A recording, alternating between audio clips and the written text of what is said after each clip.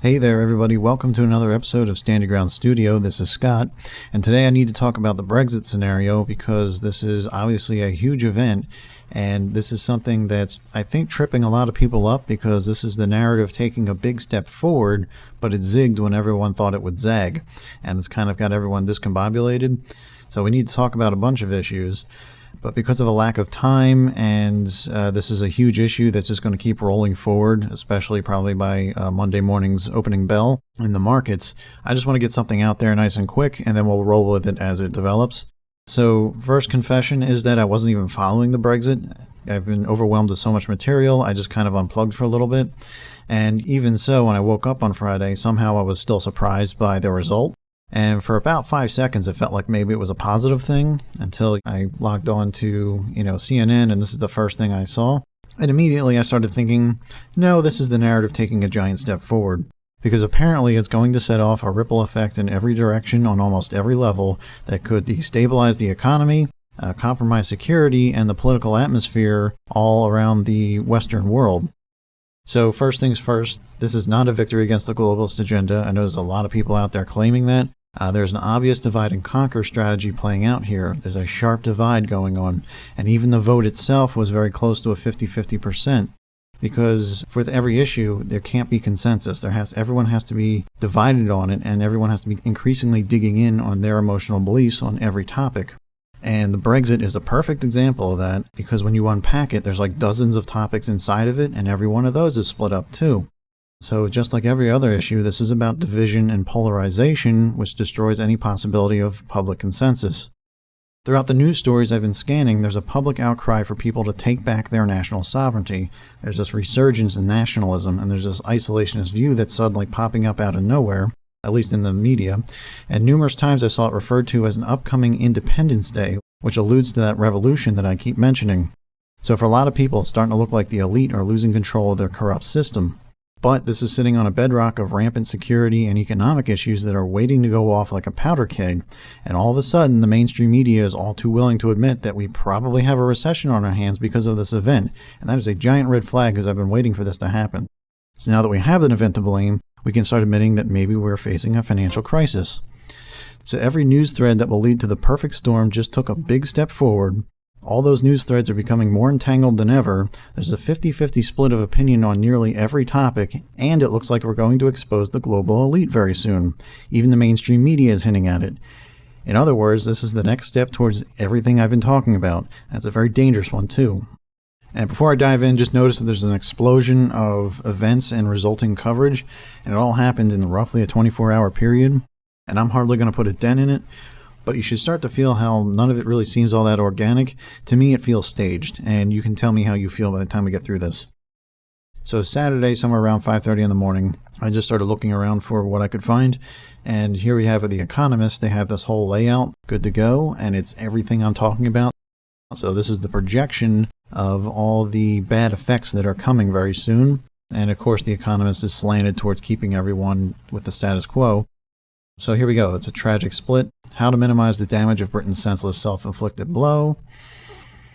Why Brexit is grim news for the world economy. A splintering union.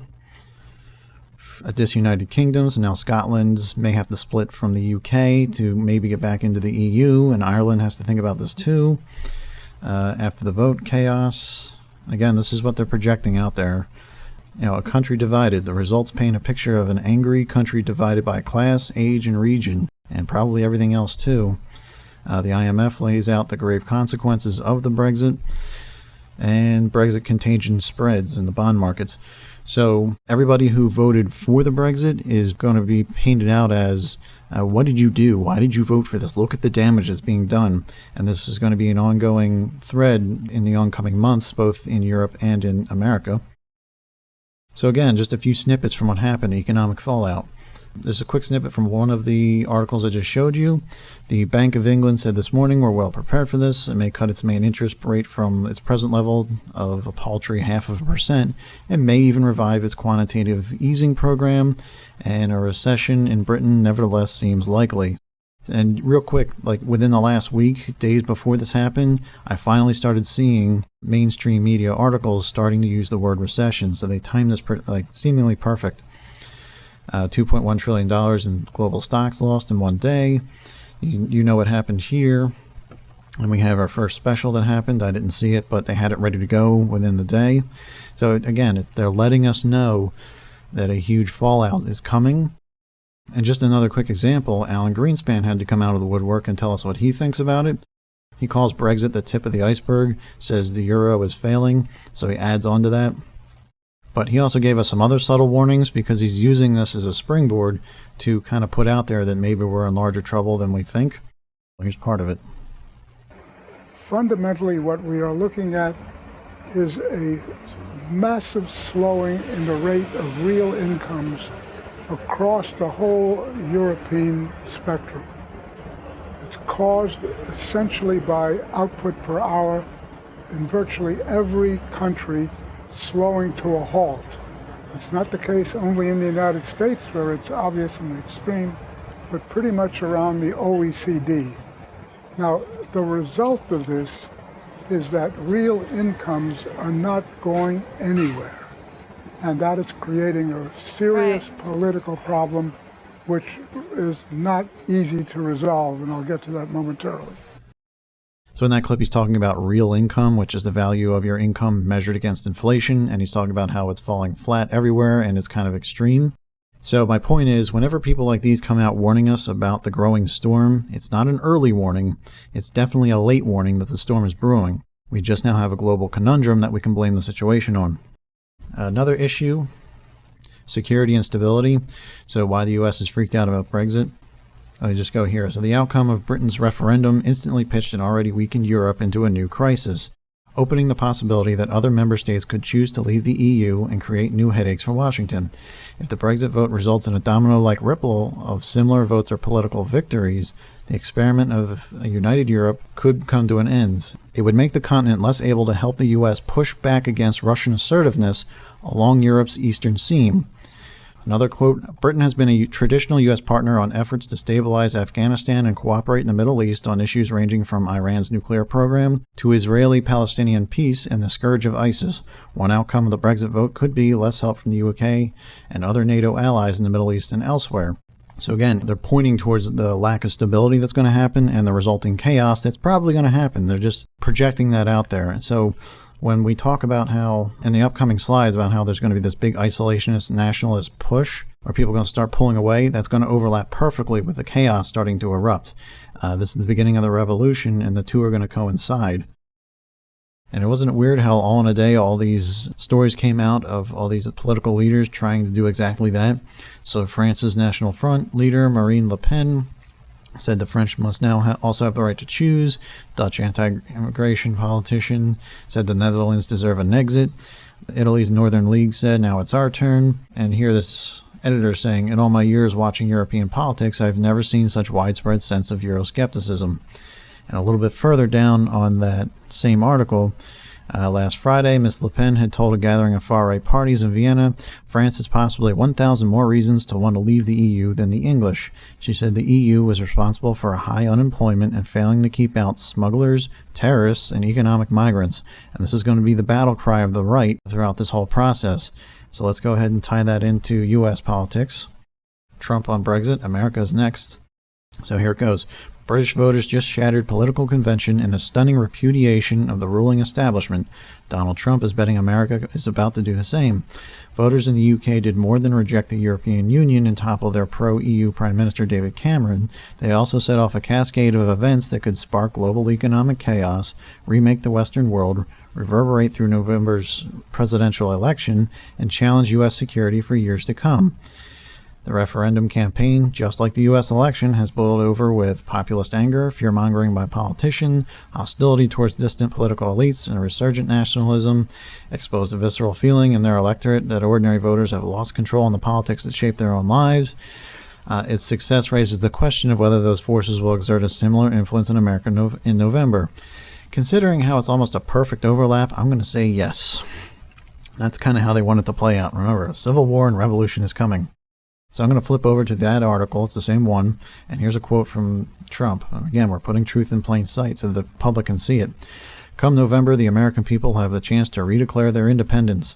Americans will have a chance to vote for trade, immigration, and foreign policies that put our citizens first. They will have the chance to reject today's rule by the global elite and to embrace a real change that delivers a government of, by, and for the people. So that's the battle cry of the right. And there's truth in there, so yeah, they have something to go with. Scrolling down further, this is just an interesting tie-in. It's not a stretch to wonder whether the kind of political message that was so powerful in the referendum, featuring a harsh critique of free trade and demands to, quote, take our country back, could prove just as effective among blue-collar workers in the Rust Belt states in the U.S., and that Trump has been preaching to them for a while through his campaign. But check this out. Within like the same couple of hours, this comes out on Politico, uprising in the Rust Belt.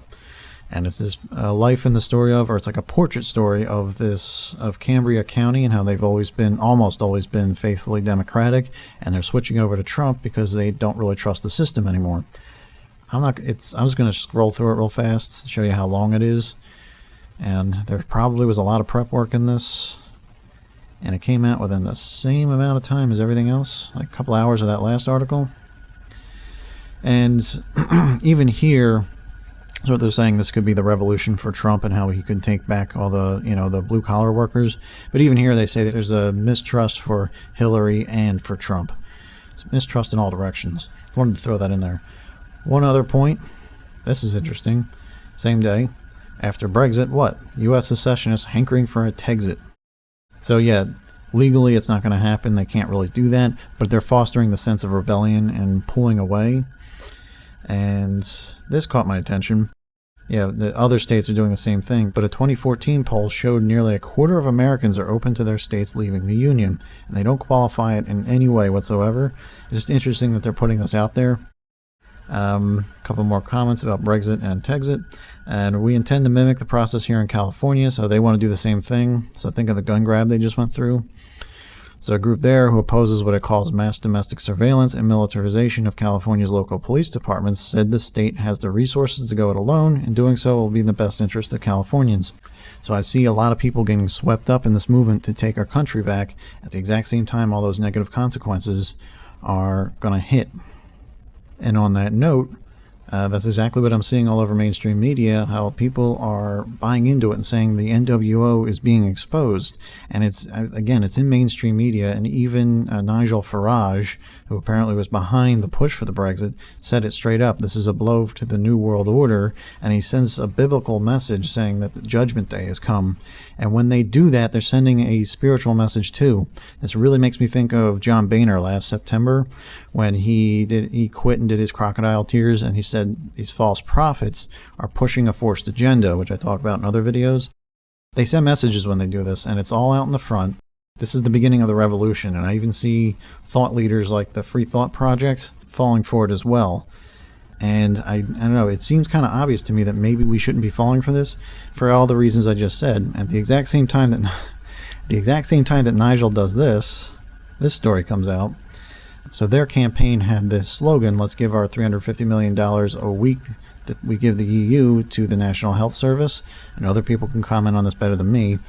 And then the moment he found out it succeeded, he backtracked on it completely and said, oh, I didn't say that.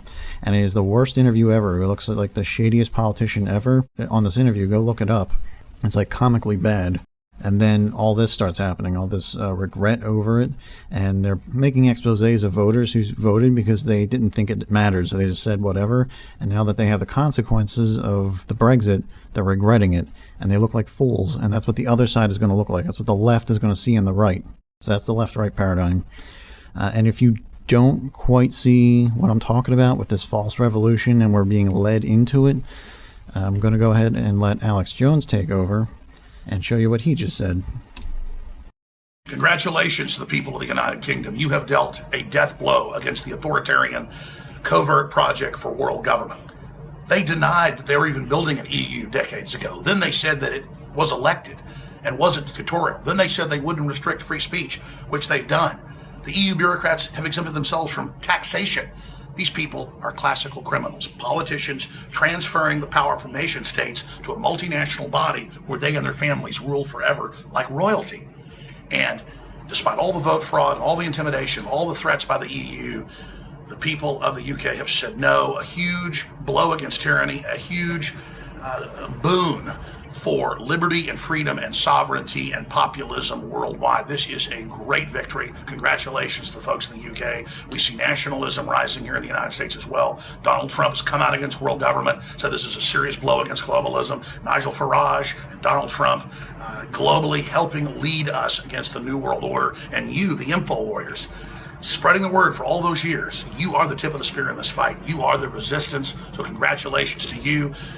They can't have world government and keep it in the shadows, especially when it's authoritarian. And by forcing the debate, being called conspiracy theorists for being informed, we have now forced it into the mainstream, and we're winning the debate that we shouldn't have multinational corporations masquerading as government with diplomatic immunity above the law playing God. This is the beginning of the end of world government. It may take 5-10 years, but we have blown giant bloody holes in the globalist operation. That's why I've always said we're on the march. The globalist New World Order empire is on the run. I kind of laughed the first time I saw that end where he storms off camera. All right, this is the same guy that said a year ago in June last year that the economy would go bust in late August 2015, and he timed it perfectly with that 1,000-point drop that we had. But now he's almost completely ignoring it. And I'm seeing the same thing with a lot of other truthers being led into this. They almost don't understand the consequences of what the financial cataclysm will be. We're not getting our society back. But he's ignoring that now. On the plus side of all this chaos, though, is that certain people like him are going to have to show their true colors as they mislead truthers down the path of destruction. So I have to call him out for what he is. Don't follow him. So one quick disclaimer to anybody who's brand new to waking up and they're still not sure what's going on, because it's very confusing. However you need to wake up is however you need to wake up. Take information from anywhere, and that's fine. If you have further questions, post comments below. I really don't mind. I don't want to push you away from waking up. I made this channel because people like him are leading us into a false revolution so that we get caught up trying to destroy the elite while we really just tear down our own home. And I'll leave it at that. Final slide. This is all about the convergence of all these events leading up to the perfect storm. So as this goes forward and it starts to develop however it does, all these issues on the side here, they're going to get rolled into it. They're all going to start to converge so that when everything finally happens, it's going to be the perfect storm and it's going to be total chaos. And each one of those issues is going to have this odd 50-50 split. So I just threw two examples down here. They're 2 weeks apart from late February, early March. So there's no real link between immigration and terrorism, study finds. Immediately afterwards, migrant crisis causing ISIS to spread like a cancer, NATO general warns. So whichever side of any issue you pick, if you doggedly stick to that, the other side's going to prove you wrong eventually. There's no totally right answer. On top of that, all of these issues are starting to merge with one another. So a couple of examples. Next, LGBT cause, gun control. Guns have become the weapons of choice for terrorists. We're also going to see a blending of international terrorism and domestic terrorism. ISIS calls for attack on Berlin and Brussels to paralyze Europe in the wake of Brexit chaos. And you might not agree with, say, this letter that I found, Fight Zika by keeping immigrants out. That's just arguments that are going on, and it's increasingly fragmenting absolutely everything that we're talking about. So even if you and I agree on some of these issues, but we don't agree on another one, sooner or later that's going to get married into the one we do agree on, and now we're going to start arguing about that. So it's just a permanent fragmenting of every community out there, and it creates this effect that I call the outspoken masses. Everyone's going to feel outspoken at the same time while everything's on the line, and they're going to feel the society slip away from them. And they're going to feel the need to act out, which is what they're going to be baited into doing. That's what Alex Jones is doing. That's what Anonymous is doing. So, do not be led into revolution. We will not defeat the elite or cut the head off the Illuminati or whatever you want to call them. I hope increasingly as we go forward, you're going to start to see that it's a chaos agenda and no one's going to be able to keep this story straight in their head. That's the point. That's why I say, and I hope as many people wake up to it as possible, there is truth in Jesus Christ and the word of our Father, our God. It has never changed. It is absolute truth. And it is a promise that if we stick to till the end, that's where true freedom is. And I made this channel to at least put that out there to maybe start thinking about it. When you see how overwhelmingly complex this is, it's a snare that nobody's going to get out of. That's what we were warned about. As we go forward, this is going to accelerate. So this narrative is going to roll forward past us if we're not paying attention. So please like this video, pass it around, subscribe if you can, and leave any comments. Thank you very much. I'll catch you next time.